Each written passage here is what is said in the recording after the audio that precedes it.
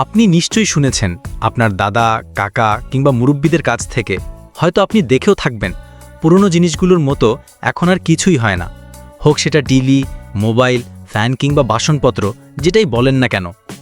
আগে একটা জিনিস বছরের পর বছর চালালেও কিছুই হতো না, আর এখন সব কিছুই যেন অন টাইম প্লেটের মতো হয়ে গেছে।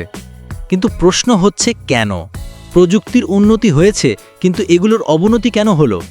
এত উন্নত প্রযুক্তি থাকতে এগুলো ভেঙে যাচ্ছে কেন?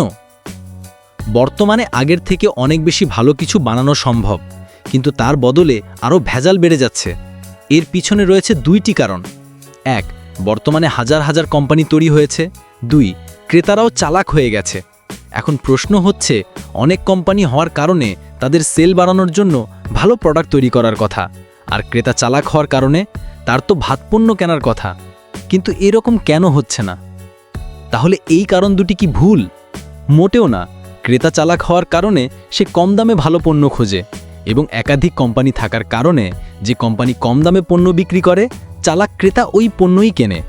আর কোম্পানিও তাই তাদের সেল বাড়ানোর জন্য গ্রাহকদের চাহিদা মতো পণ্য তৈরি করে। এখন প্রশ্ন হচ্ছে, কম দামে কি ভালো মানসম্মত পণ্য পাওয়া সম্ভব? পণ্যের দাম অনুযায়ী তো তার মান হবে, এটাই বাস্তব।